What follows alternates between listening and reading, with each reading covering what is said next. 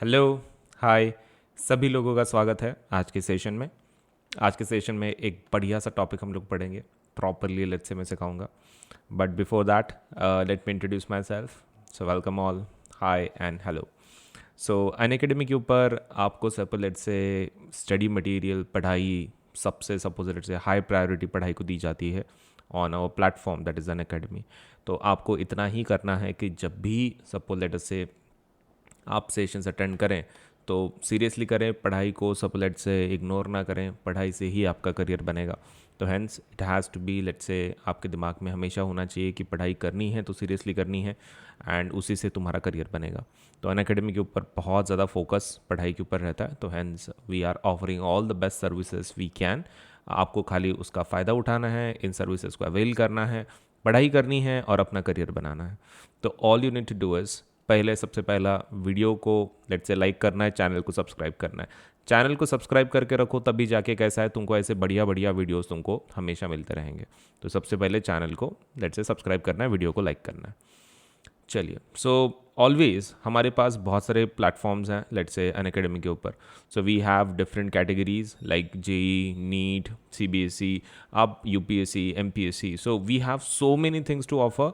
आप खाली let's say कोई भी आप एग्ज़ाम डिसाइड कर लो, हमारे पास उस चीज़ का प्लेटफॉर्म डेफिनेटली है। आप मतलब आपके लिए प्लेटफॉर्म मतलब जो भी आप सेलेक्ट करेंगे, सपोज कोई एग्ज़ाम दे रहे हैं, हमारे प्लेटफॉर्म के ऊपर डेफिनेटली उसका प्रिपरेशन लेट्स से क्लासेस आपको मिल जाएंगे। तो ACO final exams with Unacademy plus and उसके ऊपर आपको 10% डिस्काउंट मिल सकता है, जिसके डिटेल्स में बाद में बताऊंगा क्लास के बाद। लेकिन Unacademy, try to understand, is the most let's say India का सबसे बड़ा प्लेटफॉर्म है ऑफ एजुकेशन एंड इस चीज़ का ज़रूर फ़ायदा उठाएं। पढ़ाई आपका करियर बनाएगी। तो चलिए शुरू करते हैं। So let me introduce myself first. So my name is Ajinkya Solanke and मैं science, maths and social science का एजुकेटर हूँ। मैं तीनों सब्जेक्ट पढ़ाता हूँ, science also, maths also and social science educator as well. तो ये है मेरा introduction. Let's say I have done computer engineering, मेरा इंजीनियरिंग हुआ है एंड लेट्स से मैं 3 सब्जेक्ट्स पे होल्ड रखता हूँ, that is science, maths and social science. तो ये था मेरा इंट्रोडक्शन।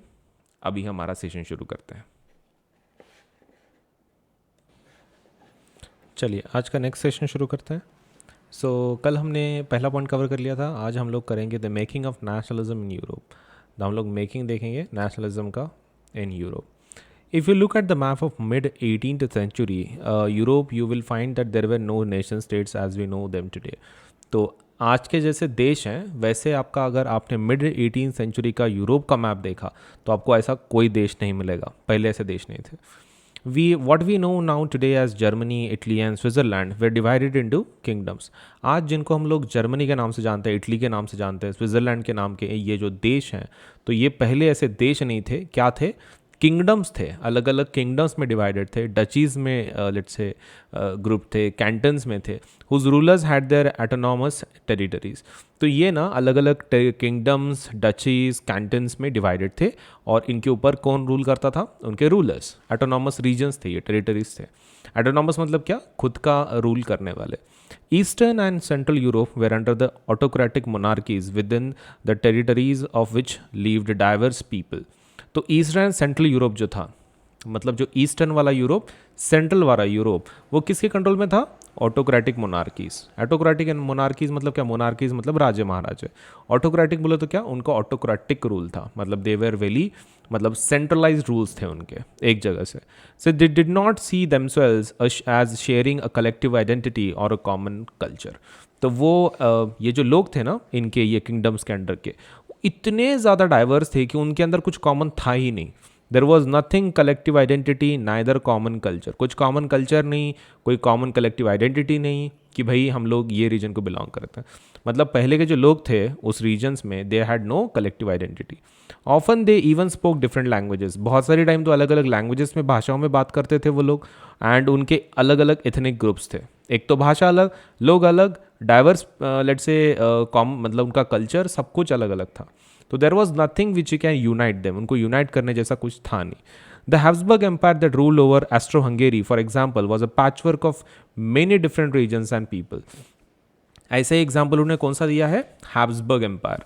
हैब्सबर्ग एम्पायर ऐसे ही लेट से पैचवर्क था। पैचवर्क मतलब क्या, ऐसे छोटे छोटे लेट से कपड़े टाइप सपो लेट से एक ऐसा बुन बुन के बनाया हुआ एक रीजन काइंड ऑफ था कि जहाँ पर अलग अलग लोग थे let's say of diverse culture.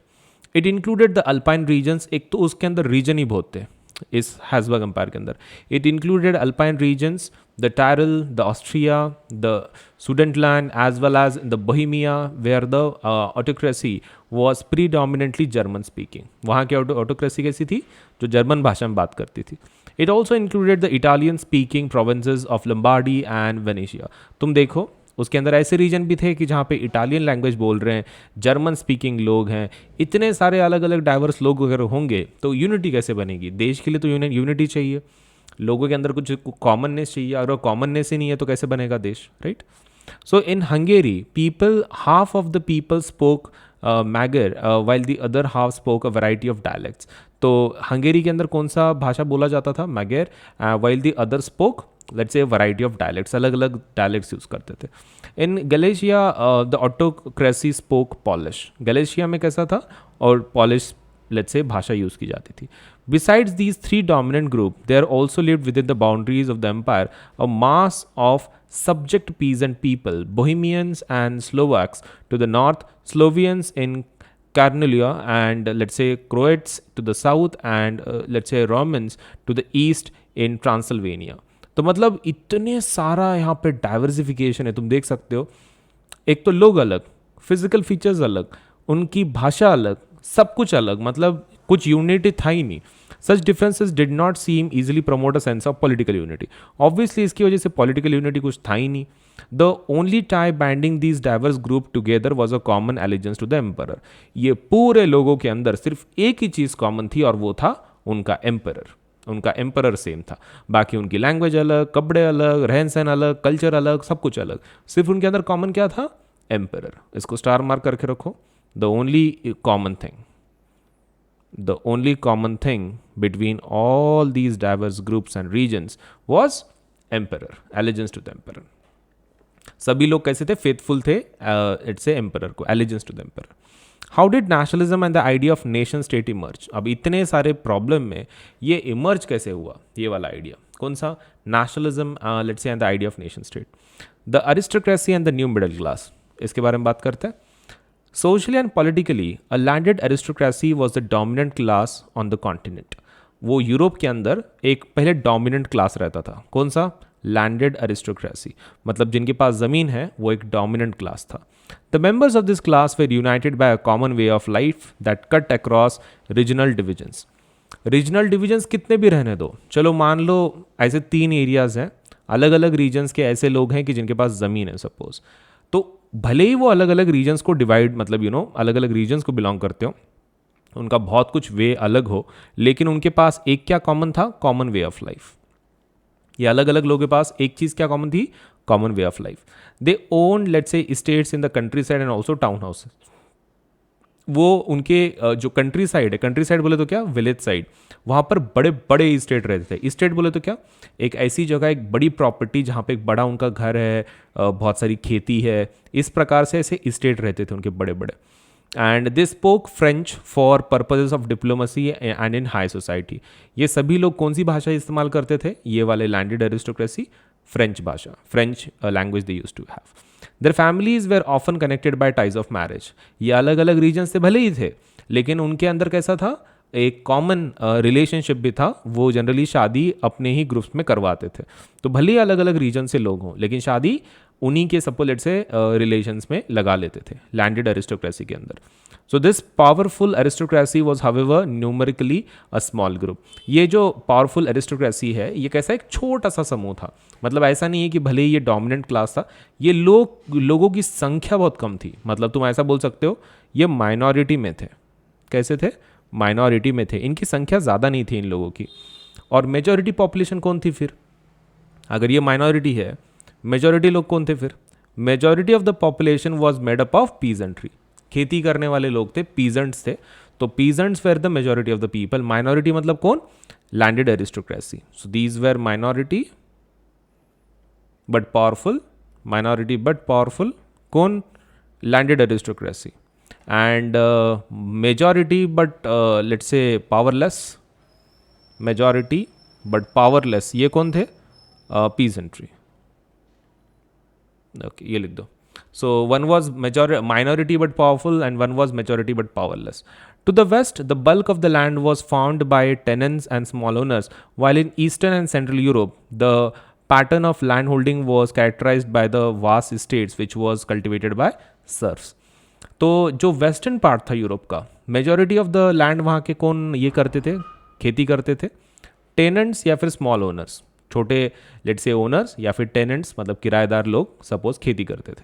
और ईस्टर्न और सेंट्रल यूरोप में ज़्यादातर खेती कैसी होती थी, या फिर सब let's say land holding pattern कैसा था कि वहाँ पर सभी इस्टेट्स वगैरह ये करते थे, ओन करते थे, landed aristocracy.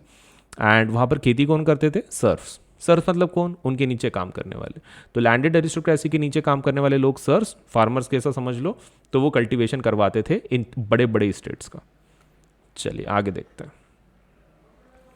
In Western and parts of Central Europe, the growth of industrial production and trade meant that the growth of towns and emergence of commercial class whose existence was based on production for the market. तो देखो कैसा है ना, मतलब काफ़ी industrial production बढ़ रहा था, ट्रेड बढ़ रहा था. तो during that time growth of town happened, बड़े बड़े शहर इमर्ज होने लग गए, टाउन्स तैयार होने लग गए. एंड उसकी वजह से ये जो प्रोडक्शन और ट्रेड वगैरह चल रहा था ना, इसकी वजह से एक नया क्लास वहाँ पर आया. और वो नया क्लास कौन सा था? Commercial class. मतलब ये ट्रेडिंग करने के लिए या फिर मार्केट को बड़ा करने के लिए लोग भी वैसे चाहिए ना, कमर्शियल वाले. सो कमर्शियल क्लास, एक नया क्लास तैयार हो गया. पहले था नहीं, अब बढ़ा. Industrialization began in England and in the second half of the 18th century, but in France and parts of German states, it occurred only during 19th century. Industrialization पहले कहाँ पे शुरू हुआ? इंग्लैंड में 18th century, half of the 18th century में शुरू हो गया. एंड लेकिन 19th century में कहाँ पर हुआ? फ्रांस एंड जर्मनी में. मतलब सबसे पहला इंडस्ट्रियलाइजेशन कहाँ पर आया? इंग्लैंड में. उसके बाद आया फ्रांस और जर्मनी में. In its wake new social groups came into being. अब इंडस्ट्रियल रेवोल्यूशन शुरू हो गया. इंडस्ट्रियलाइजेशन की वजह से अलग अलग सपोलेट से न्यू सोशल ग्रुप तैयार हो गए, अलग अलग. जैसे कि पहले खाली कैसा था? Upper class, lower class. अब लोअर क्लास में भी थोड़े से न्यू ग्रुप्स तैयार हो गए. और वर्किंग क्लास पॉपुलेशन शुरू हो गया, पहले था नहीं है. अब इंडस्ट्री की वजह से वर्किंग क्लास तैयार हो गई, मिडिल क्लास आ गई. मिडिल क्लास थी ही नहीं पहले. नाउ अभी मिडिल क्लास इंडस्ट्रियलिस्ट के आ गई, बिजनेसमैन के आ गई, प्रोफेशनल के आ गई. Now in Central and Eastern Europe, these groups were smaller in number till late 19th century. ये जो ग्रुप है ना, काफ़ी छोटे नंबर में था जब 19th सेंचुरी की शुरुआत हुई थी. लेकिन it was among the educated liberal middle class that the idea of national unity following the abolition of aristocratic privileges gained popularity. तो ये जो आइडिया है ना कि एक देश बनाना है, अरिस्टोक्रेसी के पावर को सब गायब करना है, तो ये सब किसके दिमाग में आया? Educated liberal middle class. Educated liberal middle class के अंदर ये दिमाग में आइडिया आया कि हम लोग एक नया देश बनाएंगे, एक प्रॉपर देश बनाएंगे जिसके अंदर यूनिटी होगी, और हम लोग ये जो प्रिविलेजेस हैं राजा महाराजाओं के, वो सभी कैंसिल कर देंगे. Aristocratic privileges will be let's से terminated, will be abolished. Right. Okay, चलिए नेक्स्ट वाला पार्ट देखते हैं. अभी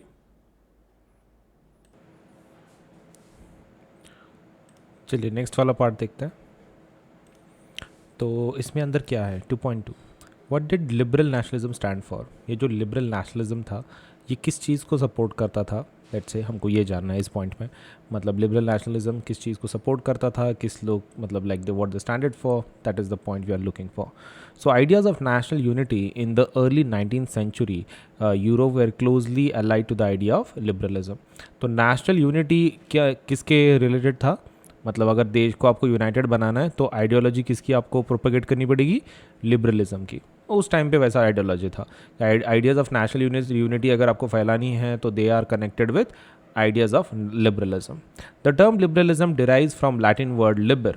ठीक है, किसका लिबरलिज्म कहाँ से आता है? लिबर वर्ड से. और इसका मीनिंग क्या होता है? फ्री. इसका मीनिंग क्या होता है? Free. For the new middle class, liberalism stood for freedom for the individual and equality of all before the law. ये एक नया चीज़ था कि for the new middle class, liberalism stood for freedom. ये जो न्यू मिडिल क्लास था ना liberalism का, it stood for freedom and for the individual and equality of all before the law. तो मिडिल क्लास के लिए डेफिनेशन अलग थी. मिडिल क्लास के लिए डेफिनेशन क्या थी लिबरलिज्म की? It stood for freedom, freedom of individual, equality, सबका सपोज लॉ के सामने सभी एक जैसे होंगे और सभी इंडिविजुअल्स को फ्रीडम मिलेगा। पॉलिटिकली डेफिनेशन कुछ अलग थी। Politically what, it emphasise the concept of government by consent. Middle class का डेफिनेशन अलग था, पॉलिटिकली डेफिनेशन अलग था। पॉलिटिकल का डेफिनेशन क्या है लिबरलिज्म का, concept of government by consent, मतलब जो सरकार लोगों के मर्जी से बनी है, मतलब लोगों ने उसको चुन के दिया है।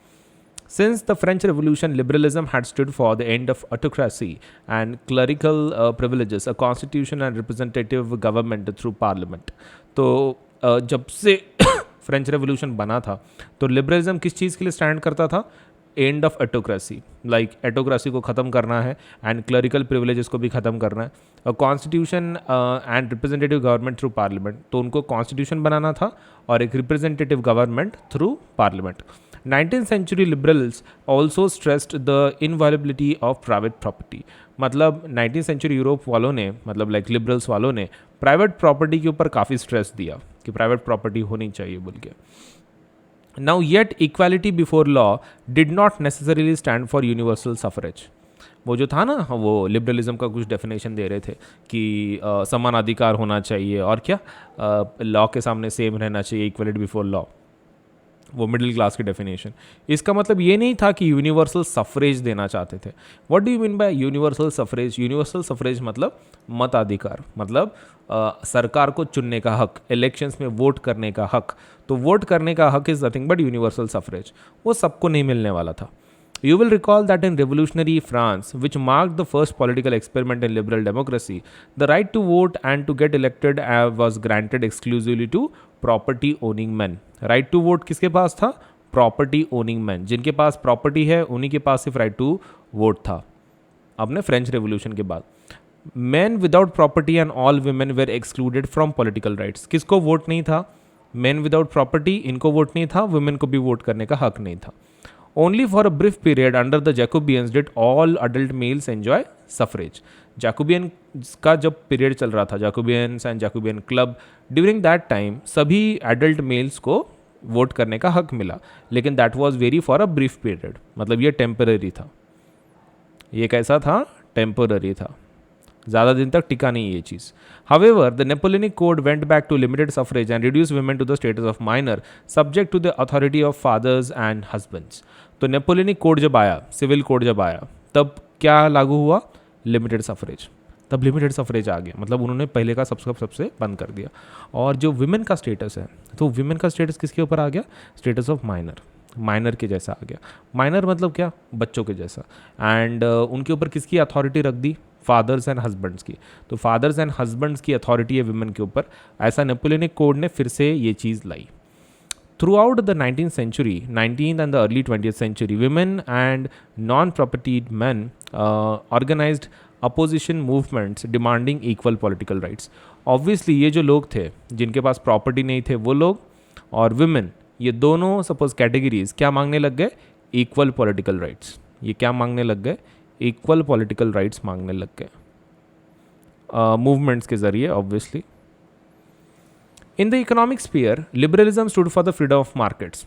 इकोनॉमिक स्पीयर में, मतलब इकोनॉमिक टर्म्स में, लिबरलिज्म का डेफिनेशन कुछ और ही था। लिबरलिज्म का डेफिनेशन क्या था? Stood for freedom of markets. Market का freedom is nothing but liberalism. And abolition of state imposed restrictions on the movement of goods and capital. तो मार्केट का फ्रीडम चाहिए था, मतलब किसी का कंट्रोल नहीं उसके ऊपर। और क्या एबॉलिशन था? Abolition of state imposed restrictions on the movements of goods and capital. तो पैसे और गुड्स एक जगह से दूसरी जगह पे लेके जाने के लिए मेनी टाइम्स रेस्ट्रिक्शंस रहते थे स्टेट के, मतलब लाइक अथॉरिटी के, वो सब रिमूव कर दिए। अभी देर इज नो रेस्ट्रिक्शन, आप गुड्स एंड कैपिटल देश के अंदर किधर भी बेच सकते हो। During the 19th century, this was a strong demand of the emerging middle class. Let us take the example of German-speaking regions in the first half of the 19th century. Napoleon's administrative measures had carved out countless small principalities of a confederation of 39 states. Each of these possessed its own currency, weights and measures. तो Napoleon के बाद ना वहाँ पे कितने states बने थे? 39 states बने थे।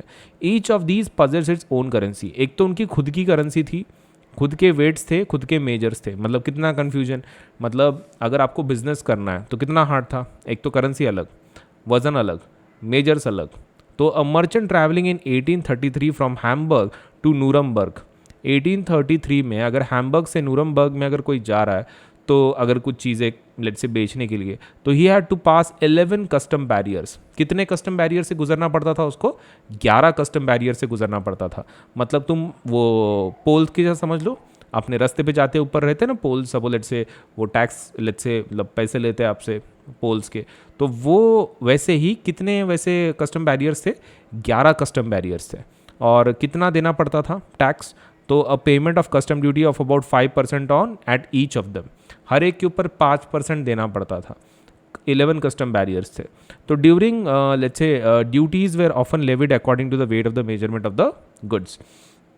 तो ये जो ड्यूटीज़ लगते थे तो किसके हिसाब से लगाए जाते थे? सामान के वज़न के हिसाब से, और हर जगह वज़न अलग था, तो that was another problem. As each region had its own system of weights and measures, this involve time consuming calculation. Calculation में काफ़ी समय लगता था, मतलब कस्टम से क्लियर करवाने में, क्योंकि उनके वेट्स एंड मेजर्स अलग हैं, फिर वो उसको कैलकुलेशन करेंगे, फिर उसको कन्वर्ट करेंगे।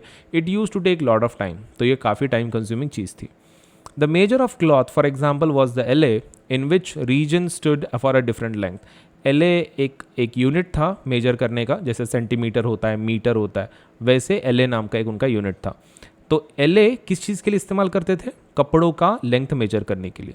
तो LA of textile material brought in Frankfurt would give you, अलग अलग लेंथ्स देख लो। अगर आप फ्रैंकफर्ट में गए तो एक LA मतलब कितना था?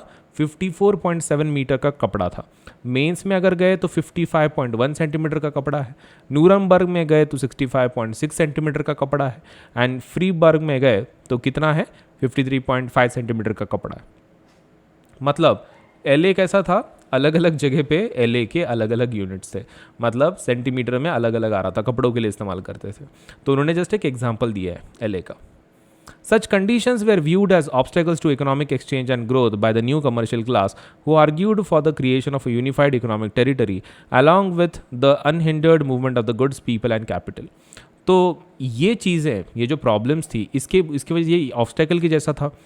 तो कैसे है ना, इसकी वजह से बिजनेस नहीं हो रहा था।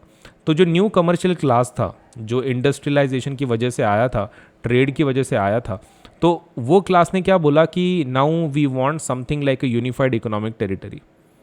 मतलब एक ऐसा हमको देश चाहिए, हमको ऐसा एक रीजन चाहिए, एटलीस्ट देश नहीं तो रीजन चाहिए कि जो इकोनॉमिकली यूनिफाइड हो। भले ही उनके देश अलग अलग हों, लोग अलग अलग हों, but economically they should be connected and there should be unhindered movement. वहाँ पे मूवमेंट कैसा चाहिए? गुड्स, पीपल एंड कैपिटल का अनहिंडर्ड चाहिए।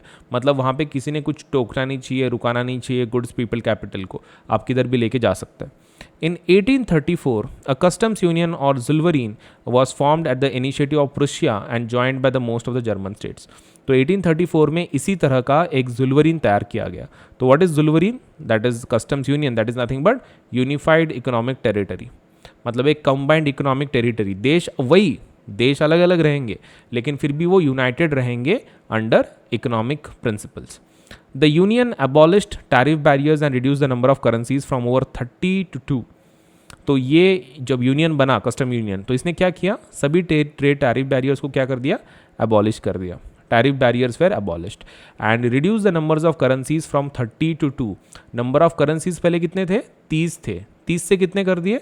2 कर दिए। मतलब कन्फ्यूजन अभी कम हो गया, लोगों के पास अभी कॉमन करेंसीज आ गए। The creation of a network of railways further stimulated mobility, harnessing economic interest to national unification. तो नेशनल यूनिफिकेशन और कंप्लीट करने के लिए उन्होंने क्या बनाया? नेटवर्क ऑफ रेलवेज बनाया। रेलवे की वजह से क्या हो गया? पूरा देश कनेक्ट हो गया। A wave of economic nationalism strengthened the wider nationalist sentiments growing at the time. तो ये एक्चुअली क्या बढ़ा इससे?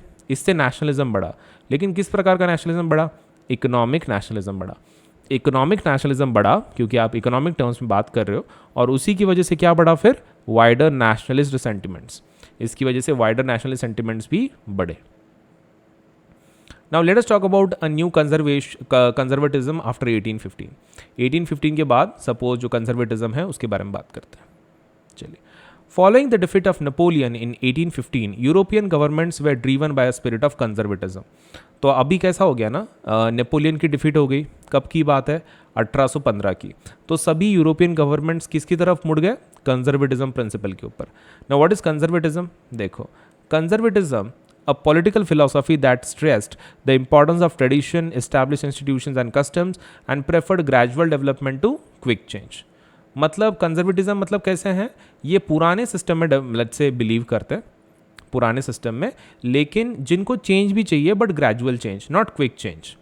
मतलब ये जनरली ओल्ड सिस्टम में बिलीव करते हैं and suppose they want changes but gradual changes, not quick changes, gradual change चाहिए उनको. So conservatives believed that established traditional institutions of state and society like the monarchy, the church, social hierarchies, property and the family should be preserved. ये preserve होने चाहिए. Suppose ये जो पुराने institutions है ना, monarchy हो गया, church हो गया, पुराने सभी institution preserve होने चाहिए. Most conservatives however did not propose to a return to the society of pre-revolutionary days. ये जो conservatives थे ना, मतलब ये देश अभी कैसे जो सरकार है वो conservatism में convert हो गया. तो conservatism मतलब क्या, ओल्ड सिस्टम में बिलीव करते थे, ग्रेजुअल चेंज चाहिए था, नो क्विक चेंज. लेकिन इसका मतलब ये नहीं है कि ये लोग बोल रहे थे कि भाई पहले जैसा होना चाहिए, वैसा नहीं बोल रहे थे वो कि लाइक पहले जैसा होना चाहिए. वो खाली ऐसा बोल रहे थे कि बाबा older system should be there, the principle should be carried out, but not the exact society जो पहले रहती थी, थोड़ा मॉडर्न टाइप की सोसाइटी चाहिए. Rather, they realized from the changes initiated by Napoleon that modernization could in fact strengthen traditional institutions like the monarchy. उल्टा Napoleon के example से इन यूरोपियन गवर्नमेंट को क्या पता चल गया कि मॉडर्नाइजेशन अगर दे दिया, मॉडर्नाइजेशन उल्टा मोनार्की को क्या करेगा, स्ट्रेंथन करेगा. उन्होंने पहले क्यों नहीं किया था फिर ये ऐसा, उनको पहले कैसा लगता था कि मॉडर्नाइजेशन अगर दे दिया तो मोनार्की खतरे में आ जाएगी, लेकिन नेपोलियन की वजह से उनको पता चला कि भाई मॉडर्नाइजेशन की वजह से मोनार्की उल्टा स्ट्रेंथन हो जाती है, तो उन्होंने भी वही शुरू किया, फिर डेवलपमेंट देना शुरू किया. It could make state power more effective and strong. इससे देश क्या बनेगा, मोर इफेक्टिव एंड स्ट्रांग बनेगा. A modern army, an efficient bureaucracy, a dynamic economy, the abolition of feudalism and serfdom could strengthen the autocratic monarchies of Europe. तो ये सभी चीज़ें क्या हो जाती है, कंप्लीट हो जाती है. मतलब इससे जैसे कि modern army, efficient bureaucracy, dynamic economy, abolition of feudalism, serfdom could strengthen the let's say autocratic monarchies of Europe. So these are the ways to strengthen what? To strengthen autocratic monarchies. Autocratic monarchies. Okay. In 1815, representatives of the European powers, Britain, Russia, Prussia and Austria, who had collectively defeated Napoleon. Napoleon को किसने defeat किया था? Britain, Russia, Prussia and Austria ने. Met at Vienna to drop settlement of Europe. तो ये पूरी लड़ाई उन्होंने की, नेपोलियन को हरा दिया, राइट. लेकिन उसके बाद ये सभी कंट्रीज़ कहाँ पर जमा हुए, वियना में. अब वियना में क्या कर रहे थे ये लोग, they were working on the settlement. मतलब यूरोप का अभी किसके पास कौन सा हिस्सा जाएगा, लड़ाई के बाद क्या क्या होगा, वो सभी चीज़ें डिस्कस करने के लिए एक जगह पे जमा हो गए. The congress was hosted by Austrian chancellor duke Metternich. ये जो कांग्रेस थी, कांग्रेस बोले तो क्या, मीटिंग, ये जो मीटिंग थी ना ब्रिटेन, रशिया, प्रुशिया, ऑस्ट्रिया की, ये किसने ऑर्गेनाइज की थी, ऑस्ट्रियन चांसलर ड्यूक मेटरनिच ने की थी. The delegates ड्रीव up the treaty of Vienna. तो जो ये अलग अलग देशों से डेलीगेट्स आए थे, उनके जो रिप्रेजेंटेटिव्स आए थे, उन्होंने कौन सी ट्रीटी बनाई, ट्रीटी ऑफ वियना ऑफ 1815. और इसका काम क्या था, with the object of undoing most of the changes that had come about in Europe during the Napoleonic Wars. Napoleon के वॉर के वक्त जो चेंजेस आए थे उसको कैंसिल करने के लिए ट्रीटी बनाई गई थी, right, to cancel out all the changes made during Napoleonic war. The Bourbon dynasty, which had been deposed, let's say, during French Revolution, was restored to power and France lost the territories it annexed under the Napoleon. तो France के ऊपर अभी किसका control आ गया, bourbon dynasty का. Bourbon dynasty French revolution के वक्त ख़त्म हो गई थी, मतलब उनको लेट्स से निकाल दिए थे उस सेल से, उन पोजीशंस पे से. लेकिन बर्बन डायनेस्टी को फिर से बिठाया गया उसी पावर पे during this treaty of Vienna. कौन से कंट्रीज़ ने, ये ऊपर के ये जो कंट्रीज़ हैं, that means Britain, Russia, Prussia and Austria, इन्होंने बर्बन डायनेस्टी को बिठा दिया फ्रांस के हेड के, मतलब एज अ रूलर बोल के. एंड जो भी फ्रांस ने चीज़ें जीती थी नेपोलियन वॉर के वक्त, फ्रांस ने जितने भी टेरिटरीज जीते थे, जगह जीते थे, उन सबको क्या किया गया, निकाल दिया गया, फ्रांस से निकाल दिया गया और उनके जगह पे उनको लौटा दिया गया. मतलब फ्रांस ने जितने एरिया जीते थे नेपोलियन के वॉर पे, वो सब हार गई France. A series of states were set up on the boundaries of France to prevent French expansion in future. France के आजू बाजू में उनके बाउंड्रीज में क्या तैयार किया गया, अ सीरीज ऑफ स्टेट्स, अलग अलग न्यू देश बने फ्रांस के बॉर्डर्स पे, कई को, ताकि फ्रांस आगे ना बढ़ पाए, France should not expand in the future, जैसे अभी वो उन्होंने नेपोलियन के वक्त किया वैसा न बढ़े. Thus, the Kingdom of the Netherlands, which included Belgium, was set up in the north and Genoa was added to Piedmont in the south. तो इसी के तहत एरिया बढ़ाना था ना उनको, अलग अलग स्टेट्स बिठाने थे बाउंड्री के ऊपर. सो दस the kingdom of Netherlands which included Belgium was setup in the north. तो किंगडम ऑफ नेदरलैंड्स जो बेल्जियम जिसके अंदर था वो कहाँ पे उन्होंने लाया, नॉर्थ में बना दिया. And Genoa was added to Piedmont in the south. Genoa किधर ऐड किया गया, पिडमॉन्ट में, साउथ रीजन में. Prussia was given more, let's say, Prussia was given importance, was given important new territories on its western frontiers. Prussia को कहाँ पे गया, new territories कहाँ मिली, वेस्टर्न फ्रंटियर्स पे. While Austria was given control of northern Italy. Northern Italy का control किसके पास गया, Austria के पास गया. But the German confederation of 39 states had that had been setup bye Napoleon was left untouched. तो जो Napoleon ने 39 states बनाए थे ना जर्मनी के, जर्मन कॉन्फेडरेशन के, तो वो वैसे रहने दिए, उसमें कुछ चेंजेस नहीं लाए, जैसे थे वैसे रखे. In the east Russia was given part of Poland while Prussia was given part of Saxony. Okay, Russia को पोलैंड का पार्ट मिला और प्रुशिया को किसका मिला, सैक्सनी का. The main intention was to restore monarchies that had been overthrown by Napoleon and create a new conservative order in Europe. तो actually ये पूरे सिस्टम का, ये जो ट्रीटी थी, इसके तहत वो क्या करने का कोशिश कर रहे थे, what they were trying to implement. देखो, what they were trying to implement was, देखो रेवोल्यूशन हुआ, नेपोलियन आया, नेपोलियन ने बहुत कुछ वॉर वगैरह किया, बहुत सारे एरियाज जीते. अब नेपोलियन हार गया, तो जब नेपोलियन आया था ना तो बहुत सारे मोनार्कीज गिर गए थे, मतलब बहुत सारे देशों के अंदर मोनार्कीज खत्म हो गए थे. तो उसी मोनार्कीज को रिस्टोर करने के लिए ये ट्रीटी ऑफ वियना हुई थी. Mainly they were trying to do what, restore the monarchies. जो गए वाले मोनार्कीज हैं उनको वापस जगह पे लाने के लिए वो कर रहे थे. Conservative regime setup in 1815 way autocratic.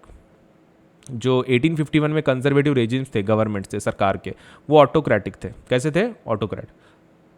They did not tolerate criticism and dissent. Autocratic बोले तो क्या, जो एक साथ सपोज से पावरफुल रूल्स, सेंट्रलाइज रूल्स हैं जिनके, तो वो कुछ भी क्रिटिसिज्म, डिसेंट अलाउ नहीं करते थे. मतलब तुमने कुछ भी उनके बारे में बुरा भला कहा तो they were not ready to accept, वो रेडी नहीं थे एक्सेप्ट करने के लिए. And sought to curb activities that question the legitimacy of autocratic governments. तो ऑटोक्रेटिक गवर्नमेंट्स के जो भी सपोज ये थे क्वेश्चंस थे, मतलब अगर तुम कुछ क्वेश्चन करते हो regarding legitimacy of autocratic governments, तो उनको वो कर्ब कर देते थे, ख़त्म कर देते थे. Most of them impose censorship laws to control what was said in newspaper. Newspaper के ऊपर भी उन्होंने क्या ले लिया, सेंसरशिप लॉज ला लिए. अब what do mean by censorship laws, इसका मतलब ये होता है कि न्यूज़पेपर में कुछ भी प्रिंट करने के पहले आपको पूछना पड़ेगा, आपको पहले बताना पड़ेगा कि हम लोग ये छाप रहे हैं, फिर उसकी परमिशन मिलेगी, फिर आप न्यूज़पेपर में छाप सकते हैं. तो that is called a censorship law on newspaper. तो बिना परमिशन के आप कुछ छाप नहीं सकते हो, neither in newspaper, neither in books, neither plays and neither songs, and reflected the idea of liberty and freedom. Okay, associated with the French Revolution.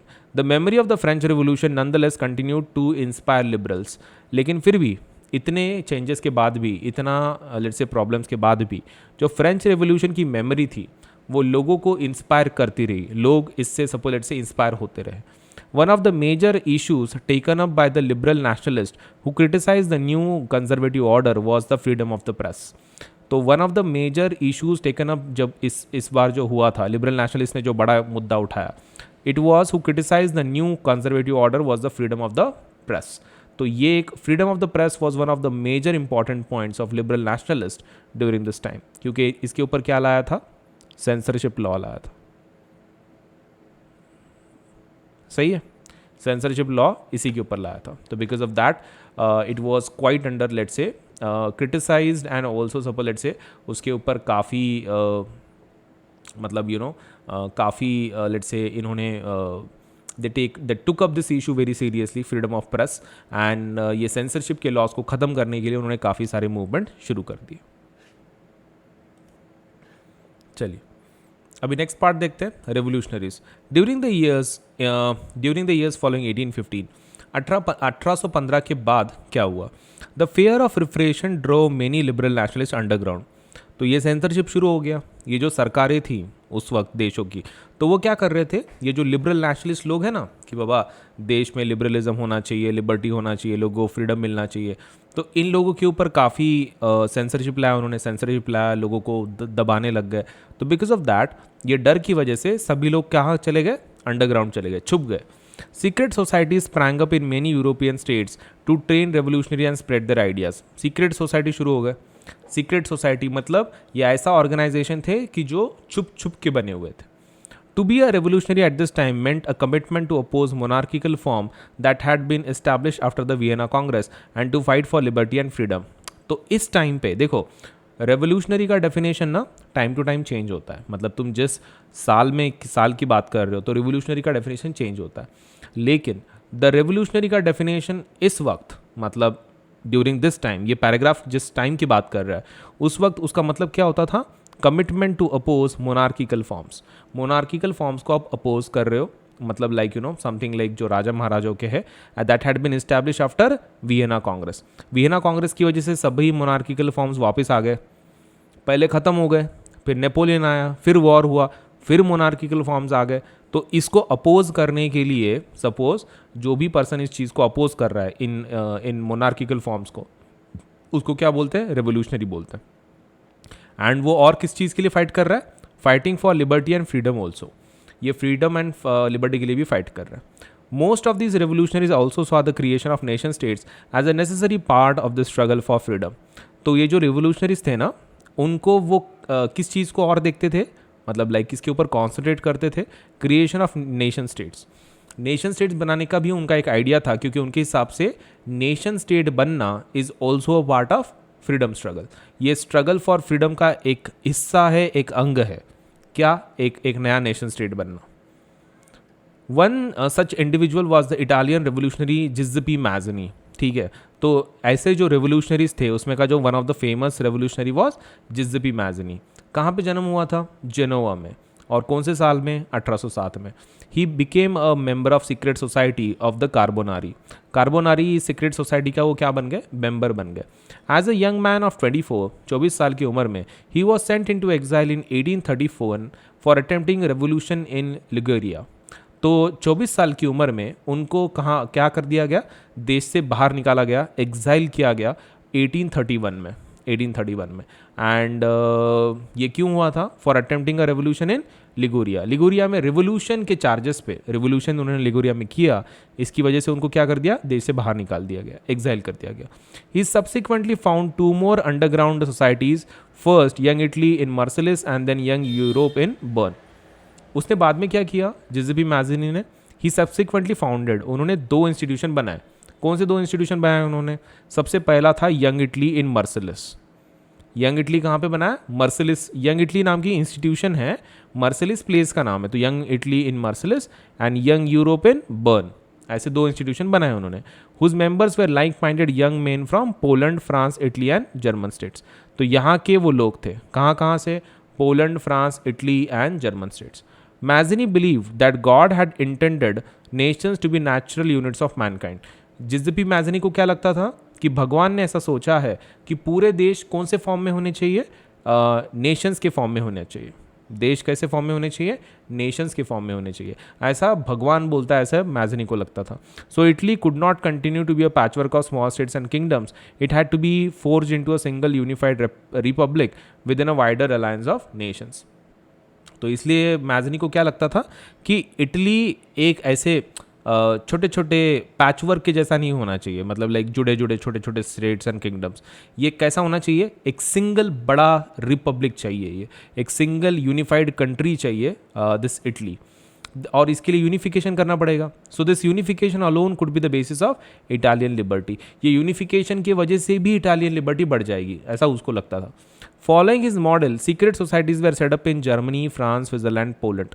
उसी के मॉडल को फॉलो करते वक्त और सीक्रेट सोसाइटीज तैयार हुए जर्मनी में, फ्रांस में, स्विट्जरलैंड में, पोलैंड में।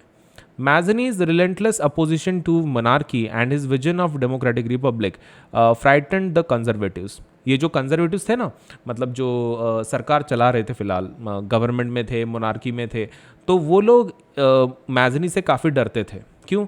क्योंकि उनका जो अपोजिशन था वो रिलेंटलेस था, बिना थके बिना हारे लेट्स से वो अपोज करते थे मोनार्की को, and because of that conservatives काफ़ी डर के रहते थे उनसे। Metternich described him as the most dangerous enemy of our social order. Metternich थे ना, डूक मेटरनिच, वो जिन्होंने वो मीटिंग ऑर्गेनाइज की थी ट्रीटी ऑफ वियना की, तो the most dangerous enemy of social order ऐसा किसको बोला? जिज़िपी मैज़नी को बोला था। मतलब Giuseppe Mazzini was a very powerful person. Even Metternich जैसे जो डूक जैसे लोग हैं, जो सबसे हेड वाले लोग हैं मोनार्की में, वो भी उससे डरते थे। तो Mazzini was quite a figure, right? मतलब like he was really a kind of person कि जो काफ़ी पावरफुल था उस टाइम पे। चलिए नेक्स्ट वाला पार्ट हम लोग देखेंगे नेक्स्ट सेशन में, ठीक है? Age of revolutions. Age of revolutions will see in the next period. चलिए वीडियो को लाइक कीजिए, चैनल सब्सक्राइब कीजिए, बेल आइकन ज़रूर दबाएं। Video like, channel subscribe and bell icon, ये इतना तो करके रखना है, ठीक है? चलिए फिर अगले सेशन में मिलेंगे। 3 से 4 सेकंड में आपको आंसर मिल जाएगा। सो डेफिनेटली इस फीचर का इस्तेमाल करें एंड लेट से आपकी जो पढ़ाई है उसको प्रॉपर लेवल पे लेके जाएं। चलिए अभी प्लस फीचर की बात करते हैं। देखो प्लस जो सब्सक्रिप्शन है, प्लस सब्सक्रिप्शन, ओके, तो उसकी बात करते हैं। What exactly is the subscription all about, and suppose let us से इस सब्सक्रिप्शन का आपको फ़ायदा क्या हो सकता है उसके बारे में बात करते हैं। तो देखो कैसा रहता है कि जो प्लस का सब्सक्रिप्शन है आपकी पढ़ाई में काफ़ी मदद कर सकता है। हमने मतलब कैसा है, एक ही प्लेटफॉर्म पे आपको सभी फीचर्स मिल जाते हैं, आपको ढूंढने की ज़रूरत नहीं पड़ती है। मतलब कि पर्टिकुलर लेसन के लिए कोई वीडियो देखो या फिर प्रैक्टिस टेस्ट के लिए कोई दूसरा प्लेटफॉर्म देखो, अलग अलग प्लेटफॉर्म पे जाना पड़ता है आपको अलग अलग फीचर्स के लिए। लेकिन अनअकैडमी के ऊपर आपको वैसा करने की कोई ज़रूरत नहीं है। आपको क्या करना है, सिर्फ अनअकैडमी का प्लस सब्सक्रिप्शन लगवा देना है और आपको फिर सभी फीचर्स मिल जाएंगे।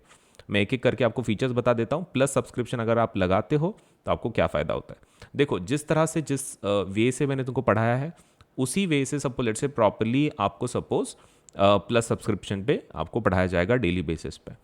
सबसे पहला आपको you can learn live from the comfort of your home.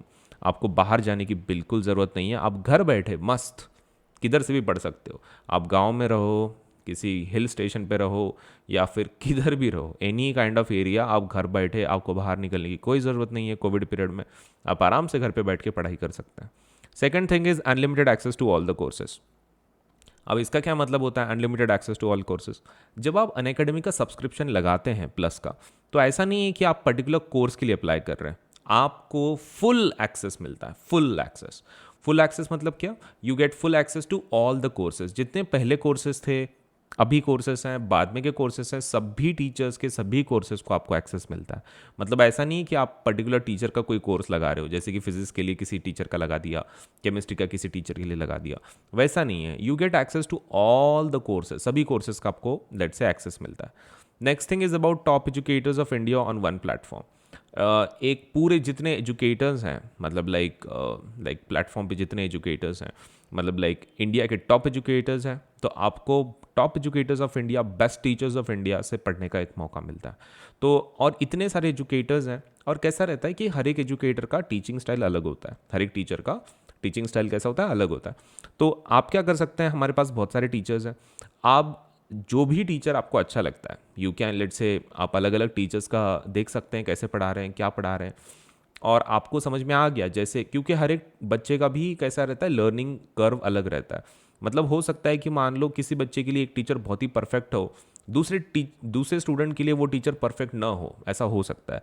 दूसरे स्टूडेंट को हो सकता है कि वो टीचर सपोज उसकी लैंग्वेज समझ में नहीं आ रही हो, टीचिंग मेथड समझ में नहीं आ रहा हो, लेकिन there is no worry as such. तुम अगर ट्यूशन लगाते हो लोकल लेवल पे, तो कैसा रहता है ना, एक ही टीचर पढ़ा देता है सपोज लेट से, और आप उसको बदल नहीं सकते। इवन इफ अगर सबको आपको उसमें समझ में नहीं आ रहा हो, तो you can not change the teacher in between, right? मतलब लोकल ट्यूशन अगर लगाते हो तो। लेकिन अनअकैडमी के ऊपर वैसा टेंशन नहीं है आपको। इट्स नॉट कंपलसरी कि आपको कोई एक पर्टिकुलर टीचर से पढ़ना है, आप बीच में दूसरे टीचर को भी चेंज कर सकते हो इफ़ अगर एक टीचर का आपको समझ में नहीं आ रहा हो, तो you can do that as well. हमारे पास बहुत सारे एजुकेटर्स हैं, वो भी टॉप एजुकेटर्स, तो जैसे भी टीचिंग स्टाइल आपको अच्छी लगती है, आप उस टीचिंग स्टाइल को अपना के पढ़ सकते हैं। Next thing is about regular doubt clearing and answer writing sessions. तो हमारे प्लेटफॉर्म पे वन मोर फीचर इज कि इसमें डाउट क्लियरिंग सेशंस होते हैं। मतलब आस्क डाउट फीचर तो है हमारे पास, लेकिन आस्क डाउट फीचर के अलावा भी आपके डाउट क्लियरिंग सेशंस भी होते हैं। हो सकता है कि आपको कोई टॉपिक पढ़ने के बाद कुछ इश्यूज आए, तो every fourth period in plus, every fourth period doubt session होता है हर हर चौथा पीरियड। मतलब आपको कैसा रहता है ना, आपके अगर कुछ डाउट्स हैं, आपने लेसन पढ़ा हुआ है उसके अंदर कुछ डाउट्स हैं, आप उसको पूछ सकते हैं। मतलब डाउट्स का भी कोई इशू नहीं। एंड राइटिंग प्रैक्टिस भी करवा के लेते हैं हम लोग। मतलब आपको राइटिंग का भी टेंशन नहीं रहेगा, राइटिंग भी करवा के लेते हैं। Next thing is exhaustive coverage of the syllabus. Syllabus का एग्जॉस्टिव कवरेज करवाता है।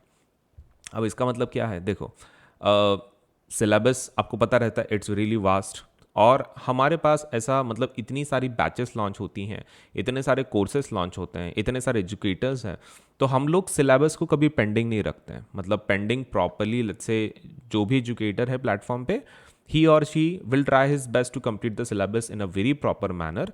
एंड जो कवरेज है सिलेबस का वो एग्जॉस्टिव रहता है। मतलब हम लोग पूरा सिलेबस प्रॉपरली कवर करवाते हैं। तो it depends on the teacher, लेकिन जितने एजुकेटर्स हैं सभी they try their best to complete the syllabus, let's say on time, और वो भी पूरा एग्जॉस्टिव सिलेबस कवरेज, मतलब पूरा डिटेल में प्रॉपरली कवर करवाएंगे।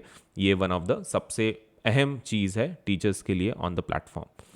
सो मेंटरशिप एंड गाइडेंस, इसके अंदर एक गाइडेंस प्रोग्राम भी होता है, आपको गाइड किया जाएगा on various let's say things. Next thing is about study material. जो भी टीचर पढ़ाते हैं सपोज, तो वो आपको स्टडी मटेरियल उसका मिल जाएगा। मतलब जो टीचर्स पढ़ाते हैं पीडीएफ्स वगैरह यूज़ करते हैं, तो वो पीडीएफ फॉर्मेट में आपको मिल जाएगा। मतलब लेक्चर होते ही आपको जो लेक्चर हुआ है उसका वीडियो रिकॉर्डिंग आप कभी भी एक्सेस कर सकते हैं। वीडियो रिकॉर्डिंग आप कभी भी एक्सेस कर सकते हैं, हर लेक्चर रिकॉर्ड होता है। मतलब लाइव पढ़ाने के बाद ऑटोमेटिकली रिकॉर्ड हो जाता है, तो आपको एक्सेसिबल है, आप कभी भी देख सकते हैं। एंड इसके साथ स्टडी मटेरियल अवेलेबल है पीडीएफ फॉर्मेट में, आप उसको भी डाउनलोड कर सकते हैं। Next thing is about practice test. मतलब कैसा रहता है, जब आप पढ़ाई करते हो, कोई टॉपिक को समझ के लेते हो, डाउट सॉल्विंग हो गया, उसके बाद आपको खुद को टेस्ट करना रहता है। मतलब you should test yourself कि सच में आपको वो टॉपिक समझ में आया कि नहीं आया। And the best way to do for that is you should let's say assess yourself by giving practice test. Practice test दे के आपको पता चलेगा कि सच में आपको वो टॉपिक समझ में आया, आपको कितना परफॉर्मेंस अच्छा है, आपको तभी समझ में आ सकता है। तो हेंस हम लोग प्रैक्टिस टेस्ट भी अरेंज करवाते हैं, आप उसको रेगुलर बेसिस पे दें, तो आपका सपोलेट से वो भी क्लियर हो जाता है। मतलब टीचिंग के साथ टेस्ट भी देना हो जाता है, तो आपको पता चलता है आपका परफॉर्मेंस कैसा है। Next thing is live test series. Live test series एक है। अब लाइव टेस्ट सीरीज क्या है, तो देखो लाइव टेस्ट सीरीज मतलब सपोलेट से आपका टेस्ट लाइव फॉर्मेट में हो जाता है, तो आपको वो एक फ़ायदा हो जाता है असेसमेंट में। And there is one more thing called as batch courses. Batch courses, अब बैच कोर्सेज में आपको सपोलेट से मतलब ये जो जैसे कि मान लो आपको एक बैच में आप घुस गए, सपोज उसके अंदर सभी सब्जेक्ट्स होंगे, साइंस, मैथ्स, एसएसटी, इंग्लिश। मतलब एक ही इसमें अलग अलग टीचर्स अलग अलग सब्जेक्ट्स को डील करेंगे, तो एक बैच के जैसा एक हमारे पास कोर्सेज भी हैं। तो आप इंडिविजुअल कोर्सेज को भी एक्सेस कर सकते हो, एंड सपोज से बैच कोर्सेज को भी एक्सेस कर सकते हो। उसके बाद डेली प्रैक्टिस सेक्शन होता है हमारे पास, डेली प्रैक्टिस होती है क्वेश्चंस की वगैरह। Then there is also weekly mock test series, weekly mock test series भी हमारे पास। Then we have live quizzes, live quizzes भी हैं। Then daily MCQ and subjective test series, तो daily MCQ and subjective test series भी है। तो इतना सारा चीज़, मतलब सपोलेट से इतने सारे फैसिलिटीज़ आपको सपोज अनएकेडमी के प्लस सब्सक्रिप्शन के साथ मिल जाएंगे। आपको खाली इतना करना है कि आपको 12 महीने का सब्सक्रिप्शन लगाना है। 12 महीने का इसलिए कि पहली बात आपको 12 महीने तो लगना ही है, एक साल। सेकंड थिंग, आपको ये सस्ता पड़ता है। जब आप 12 महीने का लगाते हो तो वो और सस्ता पड़ता है आपको टेक्निकली। लेकिन कैसा है ना, I would suggest you should go for 15 months मेरे हिसाब से। तो भी द रीज़न इज़ बिकॉज कैसा है कि एग्ज़ाम कभी पोस्टपोन हो रही है कोविड की वजह से, तो हो सकता है कि आपकी एग्ज़ाम टाइम पे ना हो और 2-3 महीने सपोज एक्स्ट्रा चल जाए, तो आपका सब्सक्रिप्शन फिर ख़त्म हो जाएगा उसके पहले। तो आई वुड सजेस्ट कि आप 15 महीने का ले लें, 18,000 में आपको पड़ेगा, and which is really let's say a bargain, क्योंकि इसके ऊपर भी 10% डिस्काउंट अवेलेबल है। देखो इतने सारे फीचर्स एक तो आपको मिल रहे हैं, 18,000 में मिल रहे हैं पूरे साल का। The fees is really low, मतलब पूरे साल की अगर बात करें, और सभी सब्जेक्ट्स कवर हो रहे हैं ना। ऐसा नहीं है ना कि सिर्फ एक ही सब्जेक्ट कवर हो रहा है, वो सभी सब्जेक्ट कवर हो रहे हैं, social science, science, maths, English. तो I think it's really cheap अगर बात करें तो। सो 18,000, इसके ऊपर 10% डिस्काउंट अवेलेबल है। All you have to do is, यहाँ पर आपका एक पेमेंट बटन आएगा, पेमेंट बटन के बाजू में वो आपको पूछेगा do you have a referral code. तो आपको रेफरल कोड है क्या 10% डिस्काउंट के लिए, तो उसको ज़रूर यूज़ करें। The referral code is AS Live 10, इससे आपको 10% डिस्काउंट मिल जाएगा। अजिंक्य सोलंकी LIVE Live 10, तो 10% डिस्काउंट के लिए आप ये कोड को इस्तेमाल जरूर करें। कंटिन्यूएशन में लिखना है अजिंक्य सोलंकी ASLIVE 10 तो ये कोड है ASLIVE 10 और आप यहाँ पे लिख दें, अप्लाई कर दें, इमीडिएटली आपको 10% डिस्काउंट मिल जाएगा। आप फिर बाद में अमाउंट पे कर सकते हैं। तो पेमेंट के बाद नहीं करना है, ये पेमेंट के पहले करना है। मतलब आपने प्लान सेलेक्ट कर लिया 15 महीने का, आपको खाली यहाँ पे कोड लिखना है, फिर वो ASLIVE 10 और वो लिखते ही आप खाली एंटर करें, ये ऑटोमेटिकली सभी अमाउंट कम हो जाएंगे और फिर आप पे कर सकते हैं। अब मैं आइकॉनिक के बारे में बताता हूँ। ये तो प्लस का फीचर हो गया, राइट। तो प्लस का कितने में आ जाता है? 18,000 में आ जाता है। सपोज लेट अस से फॉर 15 मंथ्स का 18,000 में आ जाता है। अब दूसरा है that is iconic subscription. Iconic subscription क्या होता है? अभी देखो, आइकॉनिक सब्सक्रिप्शन को हम लोग बोलते हैं 360 डिग्री सपोर्ट। 360 डिग्री सपोर्ट बोलते हैं। अब ऐसा क्यों? मतलब इसके अंदर हम लोग बहुत एक्सटेंडेड सपोर्ट देते हैं इंडिविजुअल लेवल पे। तो इसमें क्या करना पड़ता है? तो देखो, सबसे पहला आपको जब आप ये लगाते हैं तो ये कैसा है, प्लस आप लगा सकते हो या फिर आइकॉनिक। आइकॉनिक तुम ऐसा समझ के ले लो एडवांस्ड फॉर्म ऑफ प्लस है। प्लस का एडवांस फॉर्म है, मतलब प्लस के सभी फीचर्स मिलेंगे, लेकिन प्लस के अलावा there would be extra benefits जो आपको मैं अभी बताऊंगा।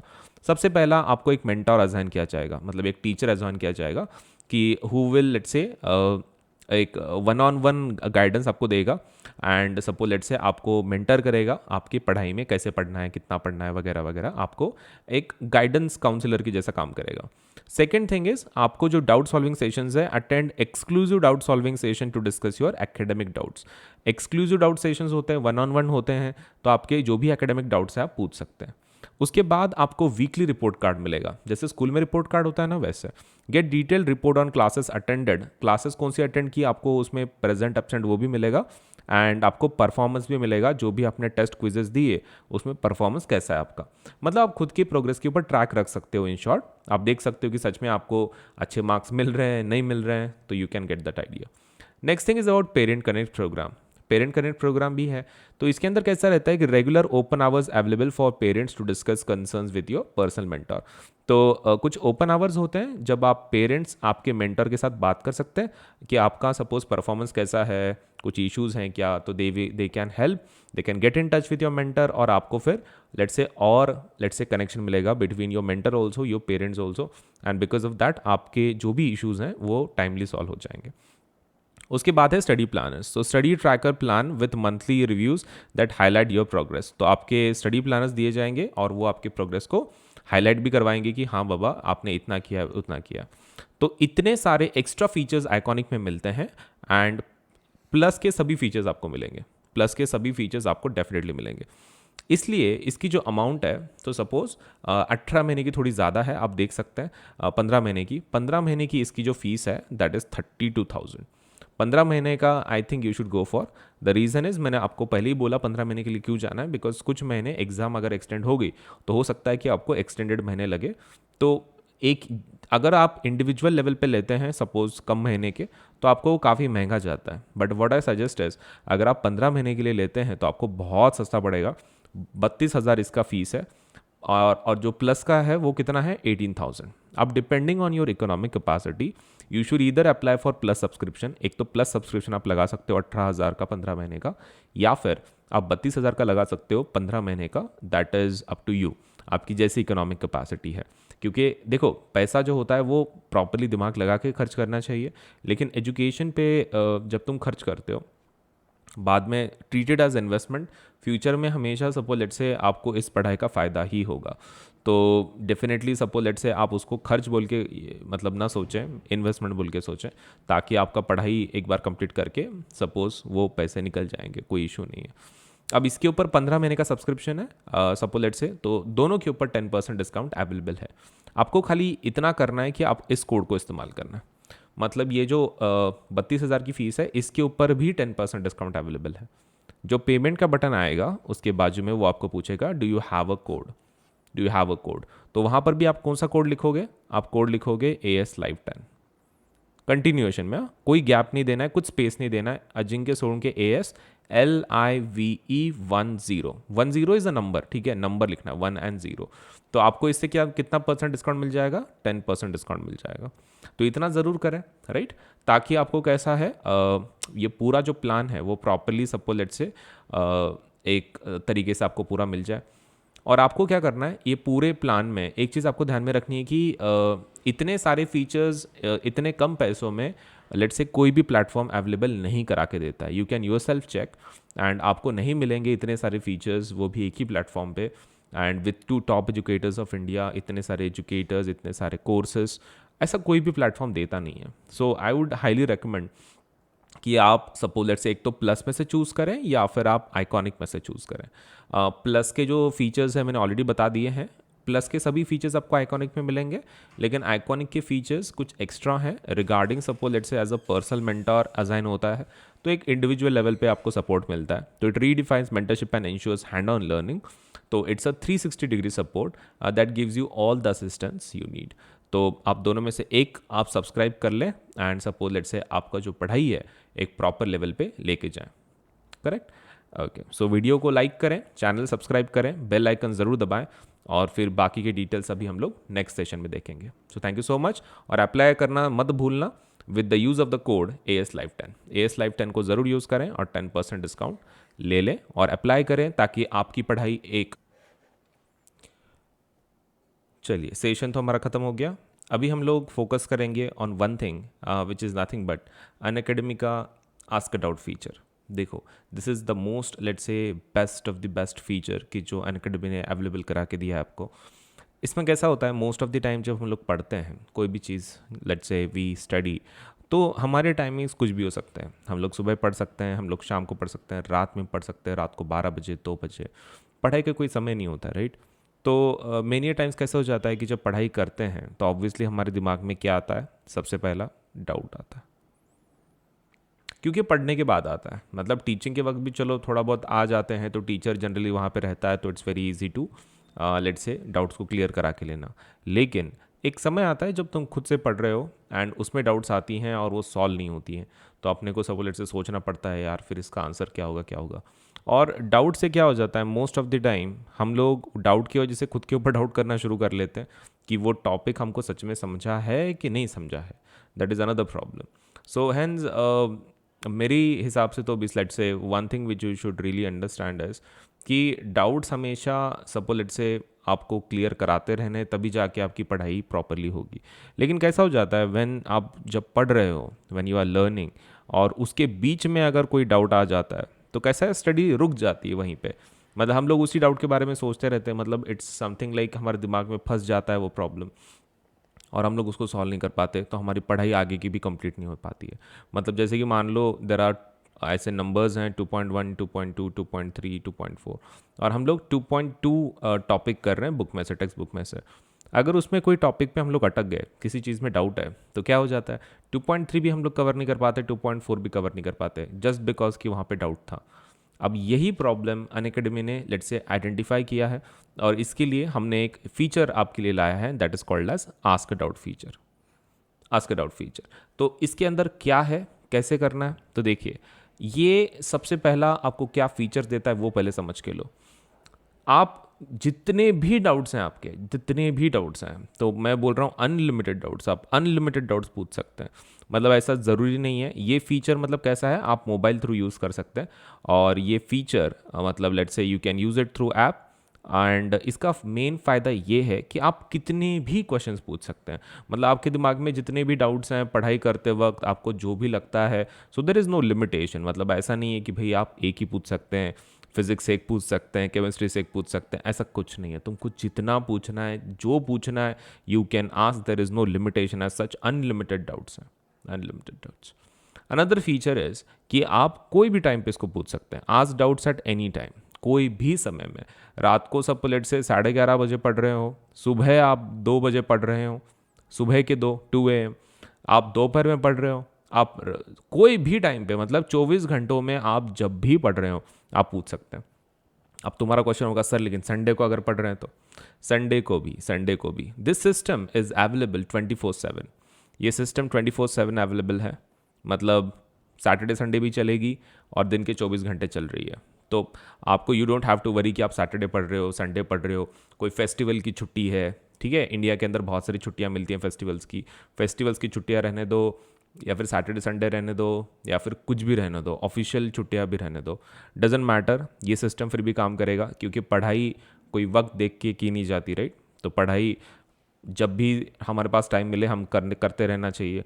एंड ड्यूरिंग दैट टाइम अगर कुछ डाउट्स आते हैं तो हम लोग हमेशा तुम्हारे साथ हैं। You just have to let's say मतलब ईजीली आपसे let's say we will solve. All you to do is आपको ये फीचर को ज़्यादा से ज़्यादा यूज़ करना है। नेक्स्ट थिंग, आपको हाई क्वालिटी वीडियो सोल्यूशन मिलता है इंग्लिश एंड हिंदी में। ये एक और एक बढ़िया फीचर, मतलब जो आस्क डाउट आप जब पूछेंगे, जो भी आपका डाउट पूछेंगे, what ever you will ask, one thing you should understand is कि उसका हम लोग टेक्स्ट सोल्यूशन नहीं दे रहे हैं, मतलब टेक्सचुअल सोल्यूशन नहीं है टेक्स्ट फॉर्मेट में। मतलब सपोज जस्ट ये आंसर है, पेज है और आपको भेज दिया, ऐसा नहीं है।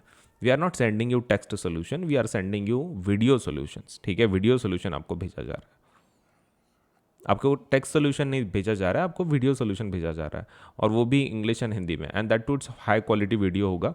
ऐसा नहीं है कि ब्लर लैंग्वेज दिख रही है, कुछ दिख नहीं रहा है वीडियो में, ऐसा नहीं है। प्रॉपर वीडियो होगा, उसके अंदर प्रॉपर आपको वर्ड्स दिखेंगे, प्रॉपर एक्सप्लेनेशन होगा इंग्लिश और हिंदी में जो भी है। एंड अकॉर्डिंगली आपको हाई क्वालिटी वीडियो सोल्यूशन मिलता है। टेक्सचुअल सोल्यूशन हमारे पास नहीं है, ठीक है, एकदम हाई क्वालिटी वीडियो सोल्यूशन। उसके बाद आप जो पूछते हैं, समटाइम्स कैसा हो जाता है, ये सब कंप्यूटराइज्ड है, this is all computerised kind of machine. तो कैसा हो जाता है ना, हर बार सपोज अगर कोई चीज़ हम लोग पूछते हैं तो कभी कभार क्वेश्चन कुछ पूछते हैं, आंसर कुछ और मिलता है, राइट। लेकिन इस सिस्टम में we have let's say taken care, हमने ये सिस्टम को बनाते वक्त काफ़ी सोच समझ के बनाई है system. And because of that जो भी आप सपोज लेट्स से क्वेश्चंस पूछते हैं उसके एग्जैक्ट मैचेस आंसर आपको मिलेंगे। मतलब ऐसा कभी नहीं होगा कि आपने कुछ क्वेश्चन पूछा है और सपोज लेट्स से उसका कुछ और ही आंसर मिल रहा है आपको, मतलब the question asked is different, answer let's say जो मिल रहा है वो डिफरेंट है। ऐसा नहीं होगा, डोंट वरी। मतलब आपने जो क्वेश्चन पूछे हैं उसी का एग्जैक्ट आंसर आपको सपोज लेट्स से मिलेगा, कट टू कट। उसके बाद है obtain instant and accurate solutions to lakhs of questions. आपको जितने भी सबसे लैक्स ऑफ क्वेश्चंस है आपके, हमारे पास कैसा है, द डेटाबेस इज़ ह्यूज, काफ़ी बड़ा डेटाबेस है।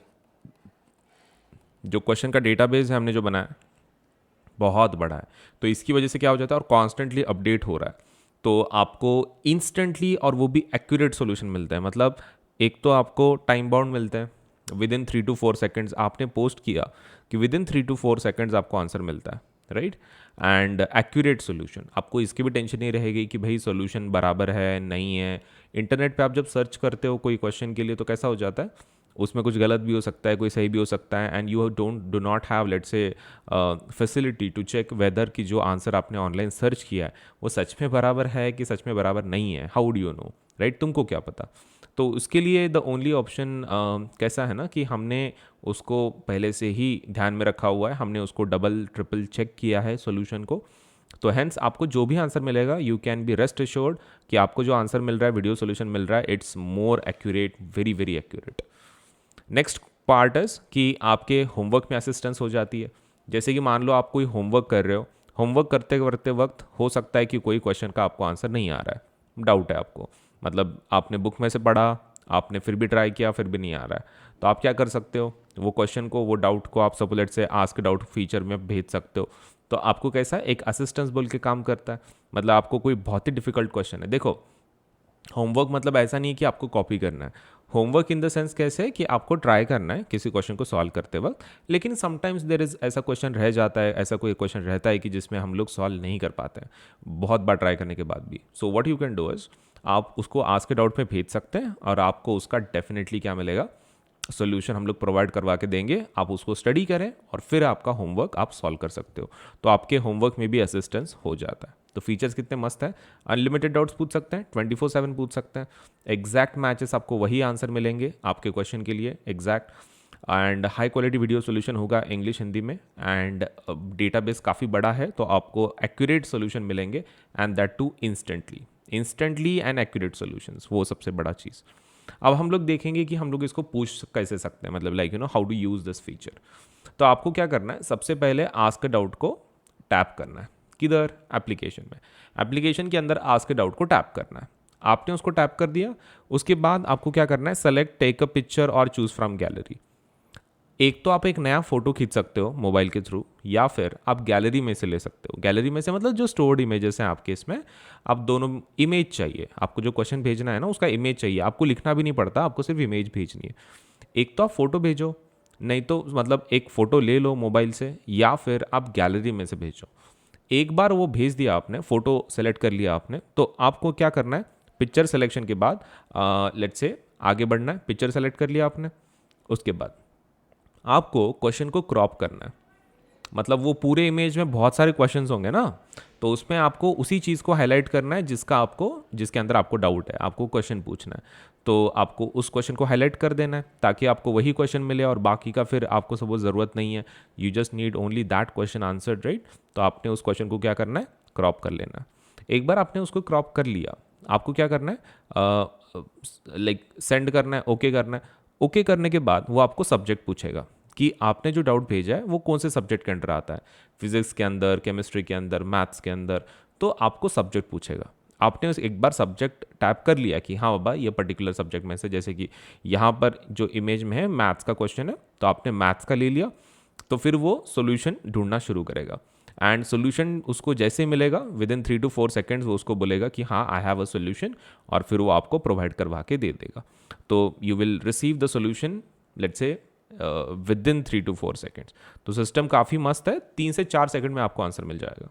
सो डेफिनेटली इस फीचर का इस्तेमाल करें, एंड लेट्स से आपकी जो पढ़ाई है उसको प्रॉपर लेवल पे लेके जाएं।